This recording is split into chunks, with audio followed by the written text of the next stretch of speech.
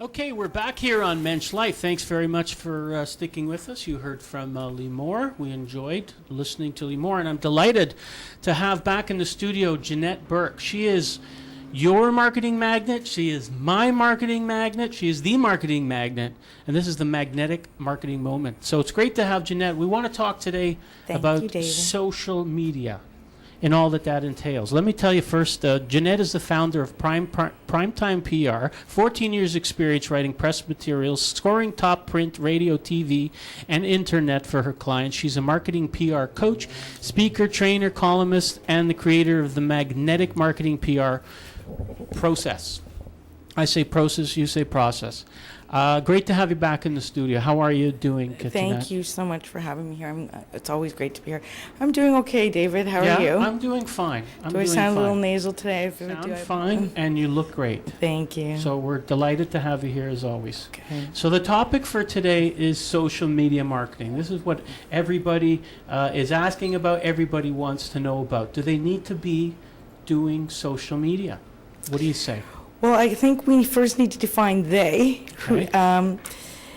If you're talking about business people, then my answer would be yes, you need to do it, because not doing it would mean you'd be ignoring a huge component of today's promotion and online publicity.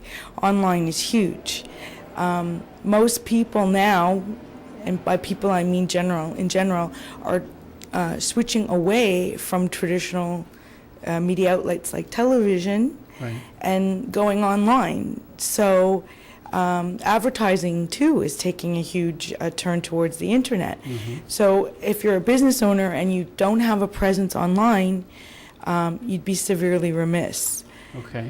Okay, but now online can mean a lot of different things, right? It can. Almost everybody has a website. That's the first step. That is the first step, and I'd like to speak to that, so I'm going to sort Sure. of pause you here. Sure. And say that I hear people tell me all the time now, I don't need a website. I can just put up a profile on any of the social media sites, Facebook, LinkedIn, Okay. Twitter, and do a fan page. And I tell them, no, that's not enough. What you need is a very good website. Yes. And the trend in marketing today is in education marketing, Right. which is very much about not about the client and what you can give them in sort of a free sample through educating them rather than hard selling them. Right. So the website needs to be set up with that component. And what then happens is if you're going to use the social media, you use your social media profiles and fan pages to augment the learning. Okay. And to give away information through your links, through your blog, through video, and ads, like on Okay. ad. So it sounds like you sort of need to be in a little bit of everywhere. Now, the social media part of it, I believe, is supposed to be fairly interactive, right? Like that's where you're supposed to engage your customers in discussions and things like that. Does that Correct. mean it becomes extremely time-consuming? I've heard, for example, somebody they started a fan page, put all the pictures, everything up there, but there's not. So what? Like now, what do they do to get people to come and join and get them engaged? What do they do? Okay, so a couple of things. First of all, the engagement is in the educational forms. You've got to be blogging once a week, at least 400 words, and getting those links that you post with when you put something on your site or your profile or your fan page. You've got to get people going back to your site, Okay. driving traffic back. So they have to work in tandem. To interest people to your particular fan page, there's only 3 ways that can be accomplished. One, through putting up blogs and videos. The second is through ads on the side of bars. You always see the ads, like the little Google ads. You could put one there. And the third thing is through joining groups, because social media is about connecting with community. Okay, It's all right. about community, and you have to get to the community via interests. So if you're familiar with these sites, which I know that you are, you will notice that there's lots of different groups based on interest. Particularly for business people, it's essential that they tie in with these groups, because those groups should be in line with who their targets are. Yes. And Okay. if they're appealing to them through the groups and then driving them to the fan page and the profile and keeping them hooked every week with new blog posts, new videos, or even any kind of viral content, that is what's going to keep building your friendship or your friend list.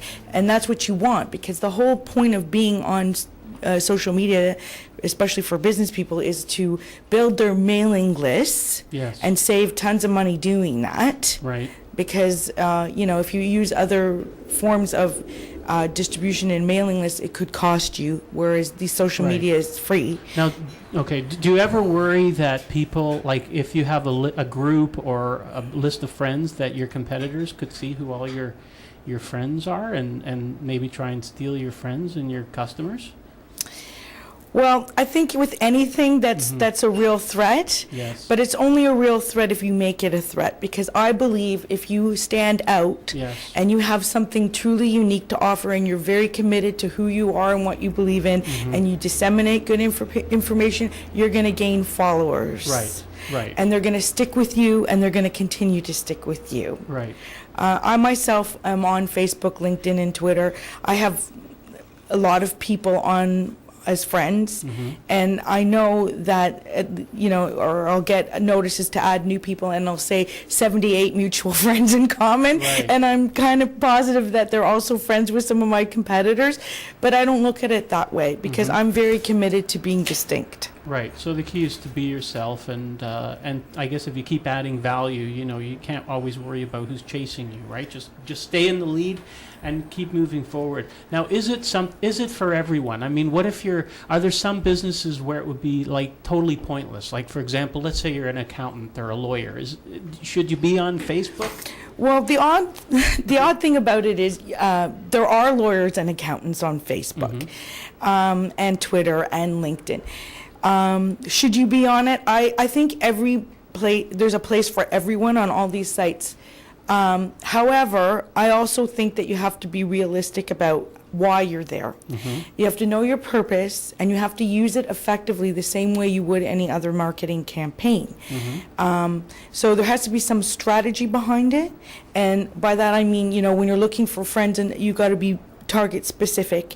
You have to be careful about the information you disseminate, that it's not a bunch of ads in disguise, that is actually useful information, and that you're using it to gain a search engine optimization, which you can't buy that. It's so expensive. But in answer to your question, should somebody not be on Facebook? I think you have to know, where are your targets? Are they there? If they're there, then you have a presence, you have a chance at getting them. Is it going to be as effective?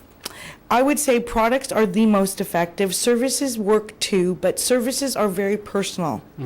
And if you use Facebook as your only tool to build a service-based business, then I think that you're going to have some problems. I think that if you use your Facebook, LinkedIn, and Twitter, or even one of them, you don't have to use all of them, to complement your other marketing endeavors, including networking, because if you're a personalized based business, you've got to do a lot of personalized networking to really connect with people on that personal level.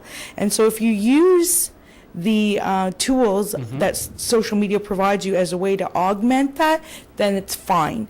But keeping it real and keeping the information very useful, and again, that's where your articles and your blogs and driving things back to your site really, really work. Okay, now I've got some questions people sent in to me, so we're going to take a short break, and then I'm going to read you some of the questions. So please hang in there. We're going to be right back with Janette Burke, your marketing magnet.